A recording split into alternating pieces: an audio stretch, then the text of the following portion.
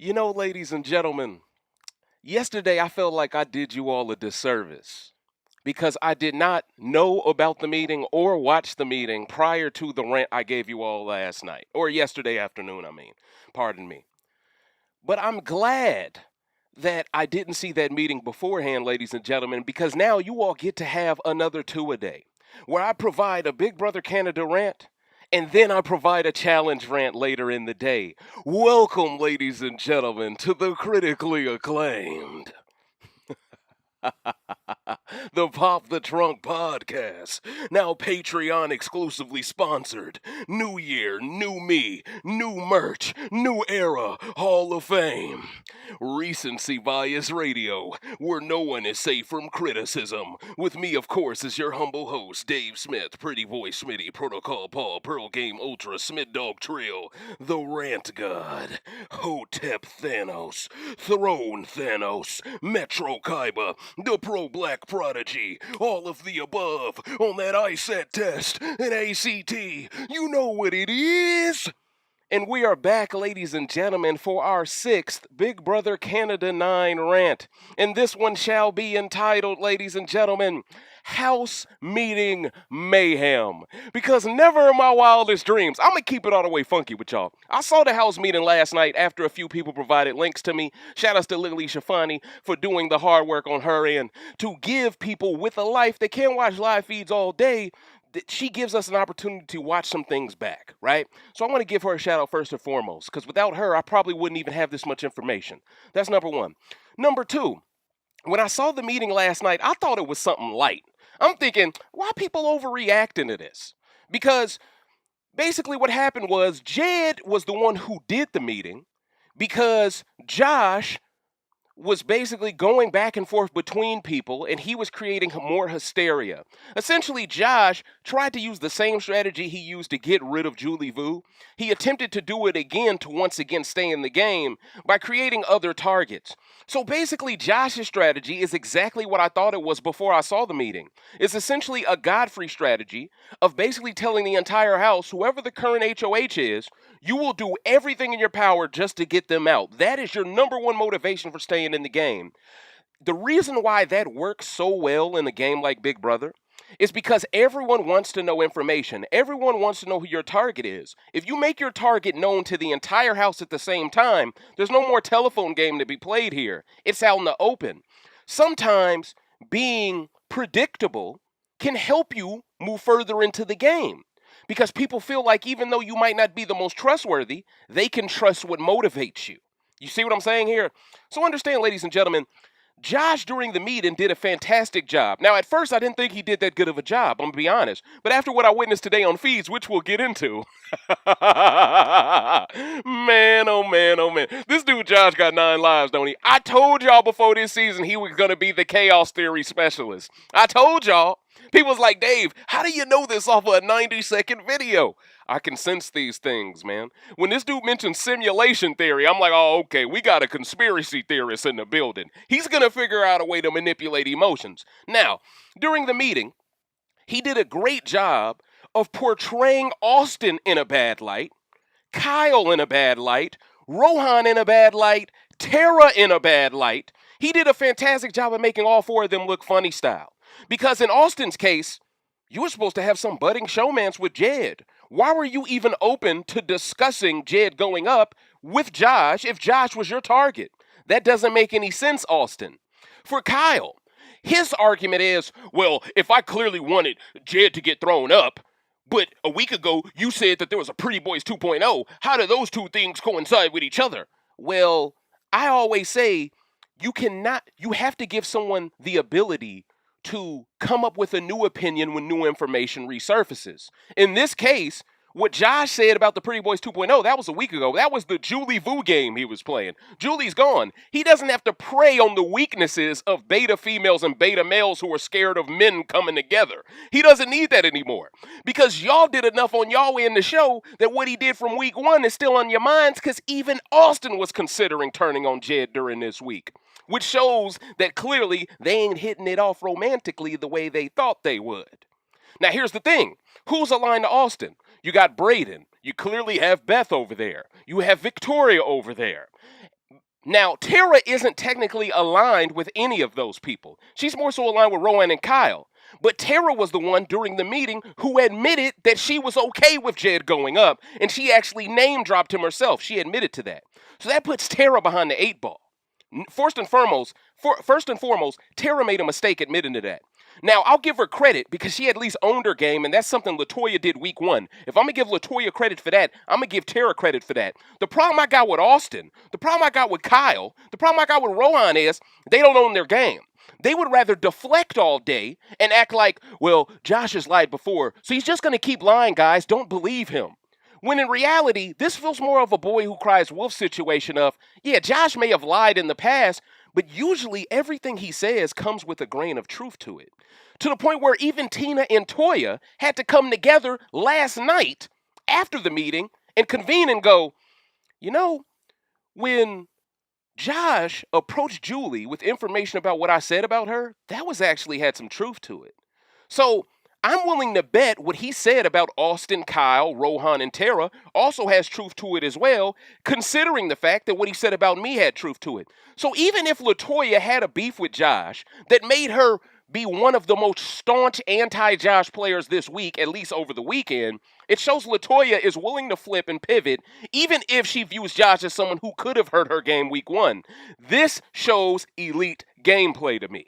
The ability to understand and discern that even though you were my enemy a week ago, you can be my ally next week. The ability and the willingness to pivot is what separates an elite player from a decent player, okay? And in my opinion, what they are doing by utilizing this meeting as a launch pad, and see, I gotta mention Kiefer. Because without Kiefer, none of this is possible, ladies and gentlemen. He deserves center stage here. Because I'm thinking Kiefer is playing dumb. I'm thinking during the HOH comp, he's rooting for one specific side, making himself into a nominee. He gets thrown up on the block next to Josh. I'm looking at this from the perspective of Kiefer. If you don't win this veto, you could very well go home over Josh. He not only pulls off the veto win, but then he manipulates Josh, and he guides him into understanding what the Sunsetters Alliance is. Understand the Sunsetters Alliance is the group of 6 that incorporates Tina, Toya, Jed, Ty, Kiefer, and Beth. So what Kiefer did that was so ingenious was he steered Josh into understanding which numbers was within that alliance, but he didn't tell him the numbers. He allowed Josh to figure it out on his own, but he never told him Beth was included in those numbers. Okay? That's important for me to mention because that justifies why Beth was never mentioned during the meeting, right? So this pretty much substantiates what Kiefer is saying he did in planting the seeds into Josh's head to create the meeting, when in reality it was Jed's meeting. But most people look at it as Josh's meeting because Josh was defending himself during the meeting. But the meeting only happened because Jed's name was thrown out at the beginning of the week. So I must paint the picture really broad scope for you all to understand there's a lot of good gameplay happening all at once simultaneously here. And it's very rare during week 2 that we actually have a whole bunch of players playing this well at the same time. Some of them are aligned, some of them are on opposite sides. Right now it looks like the game is going to be split, not necessarily down the middle, because what it looks like is the Sunsetter 6 is going to bring on Josh. That's going to become a 7th number. They're going to flip this vote, betray Rohan, and blindside him. Tina has already snitched on Tera, Rohan, and Kyle and told her side of the house that she was included in a fake alliance with them. And Toya and Tina have already agreed, oh, they only included you in that alliance because they wanted you as a number. Understand, Toya was given the same opportunity to join the same alliance. She said no because she knew it was a trap. Tina accepted it, but even Tina snitched on them. Couple of days later, maybe a day later. So this vindicates Toya for not taking the deal because Tina didn't even take the deal serious. This is fantastic because it shows me Tina and Toya are like this right now, which is great for both ladies' games. Because in my opinion, they're both far too dominant to target each other before jury. Far too dominant. Just play together. Who the fuck? I didn't even mean to curse. Who is gonna check y'all? All right? Listen. This is some next level stuff I'm seeing out of both of them. I got to keep it all the way funky in these streets, coach. You know, this is some Cheryl Swoop, Cynthia Cooper type action popping off, all right? If any of y'all remember the late 90s, early 2000s WNBA when those two sisters was whooping ass and taking names, could no one check those two sisters? It feels like Tina and Toya, in a way, are playing that type of dominant game. And now that Kiefer is finally woken up, and now that he's finally starting to pull his weight within the Sunsetters Alliance, I think this alliance is easily the best alliance worth rooting for because they have everything. They have the superfan older guy who usually gets picked on. They have the recruit older woman who's not really a superfan but usually gets picked on. And they're both in great positions? This is rare. You have the black woman who's allowed to be herself, and she's allowed to be a strategic dominatrix. Oh, something to root for as well. Then on top of that, you have two strong black men who we're going to address with the Beth stuff, but I think they're starting to wake up from the sunken place a little bit too, because I'm peeping little stuff that's happening on feeds where they're making a joke out of Beth being a thought.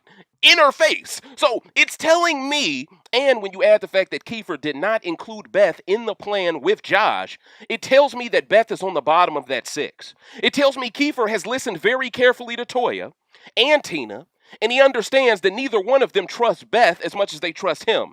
So for his game, it made sense for Kiefer to bring Josh along because I personally believe Kiefer's long-term plan is to probably drag Josh to the end to beat Josh. I think Kiefer is starting to see Josh is the guy I can win the game over.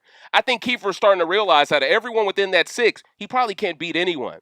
Now, where Kiefer could have made a mistake was admitting to everyone that he is much closer to Josh than he has led on, but I think he had to say that to substantiate the story and to substantiate the seeds he planted in Josh's head. In a way, you gotta reveal your cards a bit to make people more comfortable with going down that route with you. So I have really nothing negative to say about Kiefer, because if it wasn't for what Kiefer did with Josh that sparked this house meeting, which sparked the mayhem, arguably speaking here, Austin is in a good position. Arguably speaking here, Rohan stays in the game with Kyle. They have an alliance with Tina. Tina never snitches on the alliance if the meeting never happens. Tina could have kept that in her pocket. So no matter how you shake it here, this house meeting mayhem has resulted in the game moving so fast in 24 hours. I had to give you all another damn rant. I had to, coach. And see, I told people in the last rant, I told them, Austin is making the same mistake during her HOH week Julie Vu made with Breydon. All they want to do is kick it together. And ever since the meeting happened, where Josh basically painted the picture that Kyle and Rohan could be in some way, shape, or form aligned to Austin and Breydon, by him just creating that narrative. Understand, the narrative is more powerful than the truth. Because ever since the meeting happened, what have y'all been seeing on feeds? Kyle hanging out with Austin all the time. Even today, when everyone decides the flip needs to happen to get out Rohan, Kyle is still hanging out with Austin all day. The self-awareness, I'm shocked Kyle is this dumb. I'm going to be honest with you. You would think if your ride or die is on the block, you would think you would be spending more time with the people who are voting this week, not the HOH who has no say in the vote itself. What are you doing, Kyle? Understand, this alliance of 6 only needs 6 votes to get out Rohan, and none of them are on the block. So they already have the votes to guarantee Rohan is gone. So Kyle is over here hanging out with Austin today, and they're talking about this, that, and the third. Rohan is talking about his family's background, and I'm just thinking, these people have no idea what direction the wind is blowing. This is going to be a legit blindside tomorrow. Because I don't think they have any whiff of the scent. I don't think they have any whiff of the scent, ladies and gentlemen. I think these people are going to get sent to the shadow realm in epic fashion here. In epic fashion here. And all the people that had some hot shit to say about Latoya's game, where you at now? Huh? Because you can say Kiefer deserves credit for this move, but you can't say Latoya doesn't deserve equal or close to the same credit. This was Toya and Kiefer here. Now, granted, people can argue, well, Dave, she clearly wanted Josh out earlier this week. Her entire alliance wanted this outcome earlier this week, and Toya was the one who were against this outcome because she wanted to make sure she would stay as a straight and narrow player who didn't lie. So can we afford to give Toya all this credit when really she's walking back her own philosophies from earlier this week? Yes, because it shows me more. It makes me have more faith in her game that she waited until the end of the week to come to this decision. She didn't come to this decision before veto was played. She didn't come to this decision right after veto was used. She waited until the last second. And usually the last second is the last say in what happens. And usually the last word is usually the last thing people think about when they go to vote. So this shows me Latoya is more of a superfan than I even gave her credit for. Because she's very patient. And even though at the beginning of the week she was against this very move, for all we know, she could have been with the shits. But she maybe didn't want people to think she was that quick to do whatever they wanted. Also, keep in mind, if Beth is pushing for this move, maybe Latoya was against it just off GP because she don't like that chick, right? And this is another thing I want to mention. So Kiefer approaches Ty, Jed, and Beth, and he tells them the story. Now, Beth is acting like she's all gung-ho about this, but ladies and gentlemen, let me be the first to tell you, what's happening to Rohan this week is terrible for Beth's game, and I'll explain it. Anything that involves Austin being on the bottom of the game is not good for Beth because Beth has a final 2 with her. If Beth is put in a position to have to choose the 6 over Austin, she's going to compromise her own game and make herself into a target very quickly. Do you understand the dynamic there? So when Beth is over here trying to act like she's perfectly fine with this vote flipping, when in reality she isn't, because I think in her mind, she would love Rohan and Kyle to stay, because that's someone to keep Ty and Jed honest, that keeps her manipulating Ty and Jed, and I think she does have somewhat of a relationship with Kyle, not too much of one, but just enough as being Team Destiny to feel like even if Rohan is gone, I think in her mind, she wants Ty and Jed to bring Kyle over, because she wants to manipulate all 3 men against women. That's what I think Beth's long-term game is going to be, because she's going to have to figure out a way to create shields for Austin, create bigger threats other than Austin. The problem is, the minute Rohan gets betrayed here, and I don't even think it's much of a betrayal, I just think it's good gameplay, but the minute Rohan gets blindsided here, Austin is by far the biggest threat out of her, Breydon, and Tera, and Victoria. She's the biggest threat here. How do you protect her, Beth? Because in my opinion, Ty and now Jed have incentive to want Austin out the game because Austin was willing to entertain backstabbing Jed. She was willing to entertain backdooring Jed. If she was willing to even entertain it, but all she said was, we don't have the numbers for that right now. That's her saying she would do it if she had the numbers. That's her admitting, even during the meeting, that she at least was entertaining it. As long as you're entertaining it, you're showing us that you're not really for us. You're for yourself. That makes you a target of the 6. Make no mistake about it here. Austin messed up. See, her, Kyle, and Rohan thought that they could just out-talk Josh. And as long as they out-talk him, they're always going to look better. But Josh had nothing to lose, right? The sassiness that Austin showed towards him, she even called him slimy. And if you look back at Monday's episode, isn't that the same thing Julie said about Josh?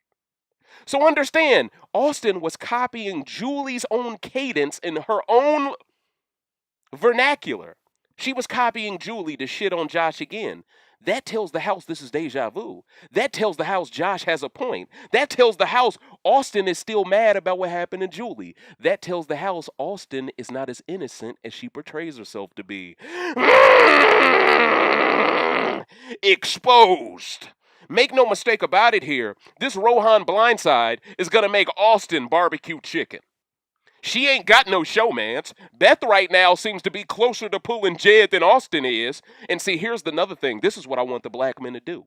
If Beth thinks she can get y'all brothers to target each other by making y'all both want that community sugar wall shit, this is what I hope Latoya and the 2 black men do. I hope after they blindside Rohan, I hope they convince Jed to play Austin and Beth against each other the same exact way. Create a different love triangle between Austin and Beth. This would ruin Beth's entire win conditions. This would flip Beth's entire emotional manipulation on her, and it would force Beth and Austin to fight over the man that they need to be their shield. And when you take into account after Rohan's gone, Austin's on the bottom, she's going to need to rely on Beth. The only thing that can make Beth want to cut Austin is if she has some inclination she could take Jed from Beth. All right, do you see what I'm saying here? I hope they flip this shit on Beth. That's what she deserves. Because I personally don't think this gameplay, I believe this gameplay she's playing is quite low frequency. Now, I think strategically and socially she's a good player. But I think the way she is participating in some of these things, to me, she's relying on stereotypes of black men to push herself further into the game.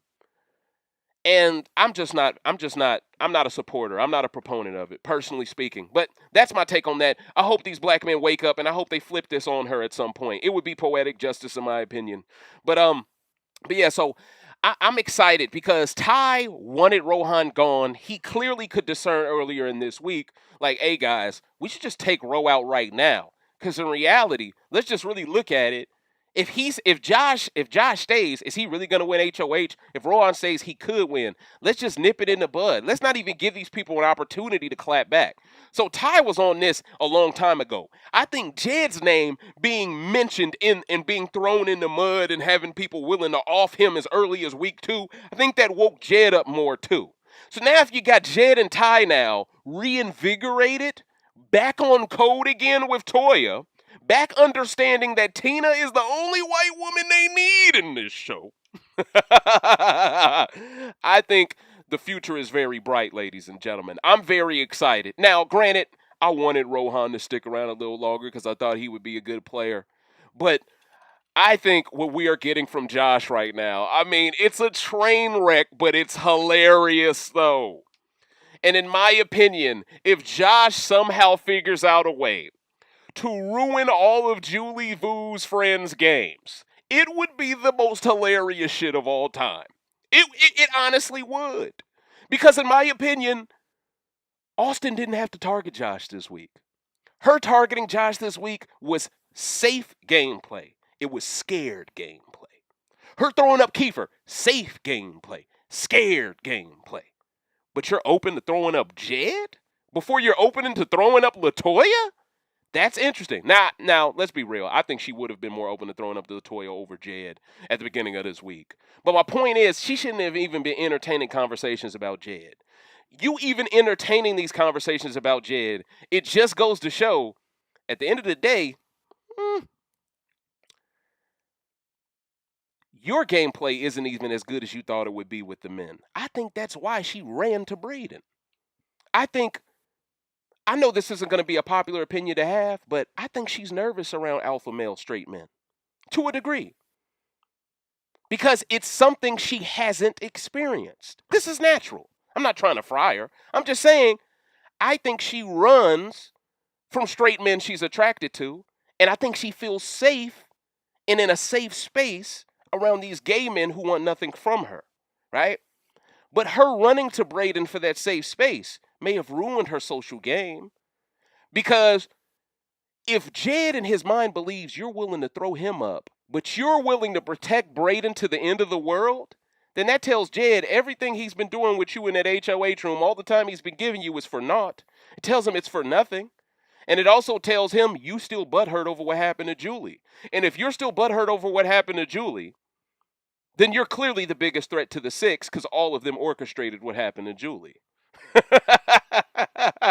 So, no matter how you shake it, ladies and gentlemen, I think next week, HOH, or the HOH tomorrow night, my apologies, I think it's going to be one of the biggest HOH comps of all time. You're going to have Kyle a little bit rattled because Rohan's gone.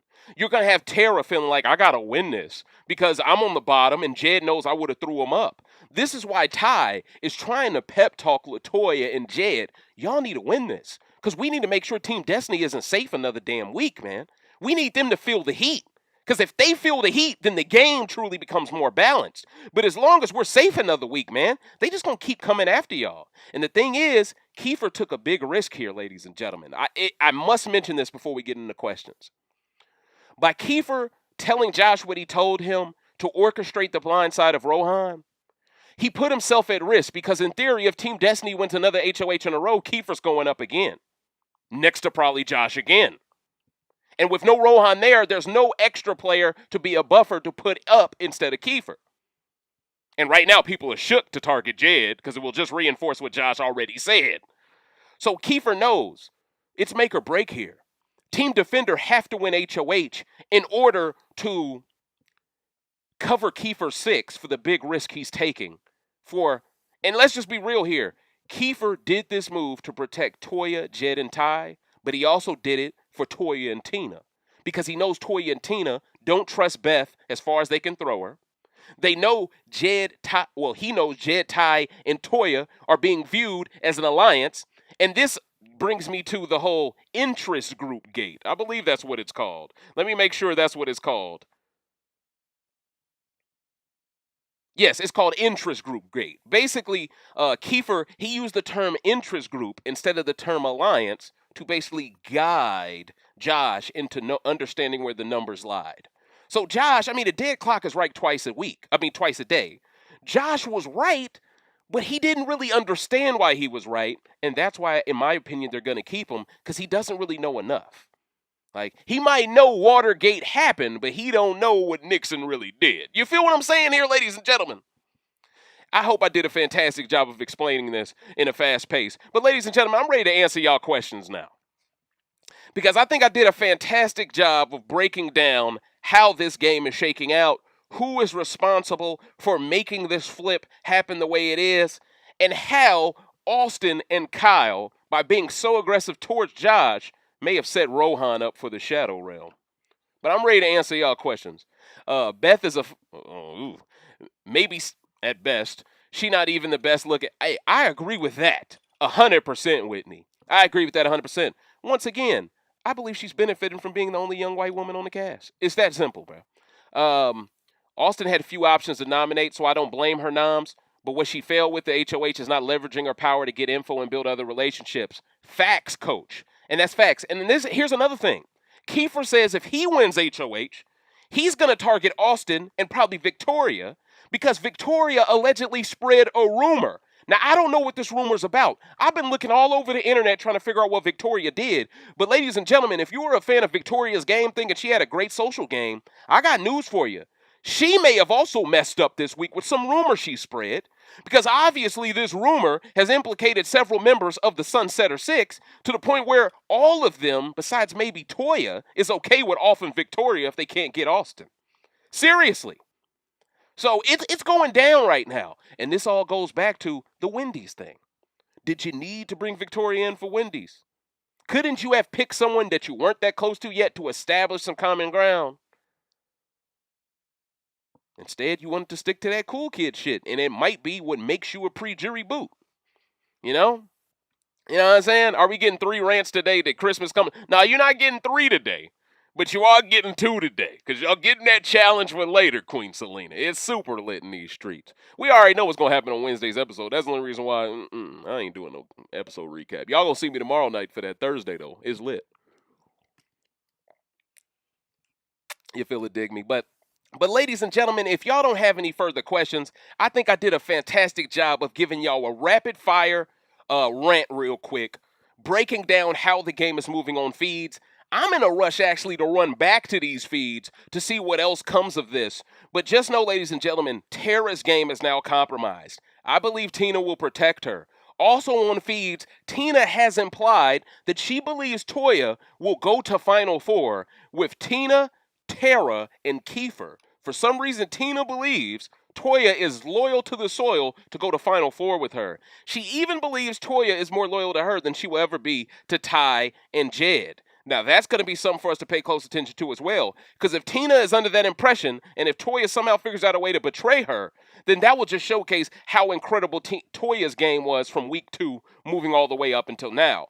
Because in order to make a white person believe that you're willing to jump off code for 2 black players when you're clearly protecting those 2 black players this week, you have to be saying some things even when feeds are down to give them that impression. And please believe after Tina said that, feeds got cut, which makes me believe that that could have some truth to it. All right, ladies and gentlemen.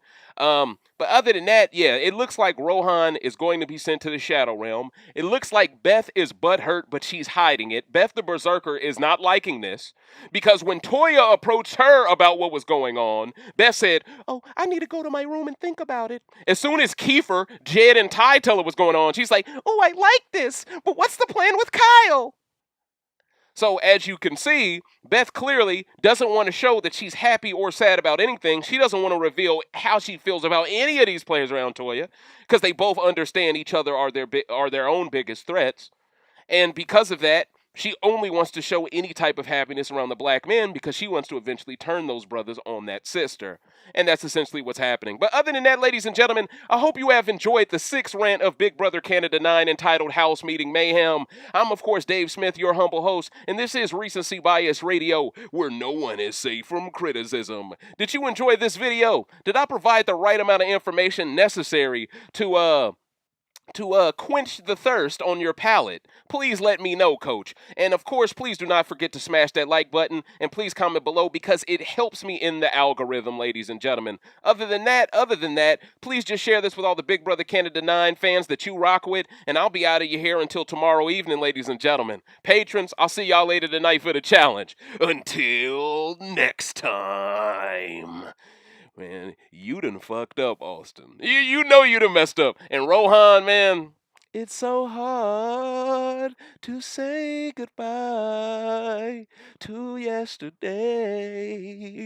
Josh, the chaos theory specialist, has another victim under his belt.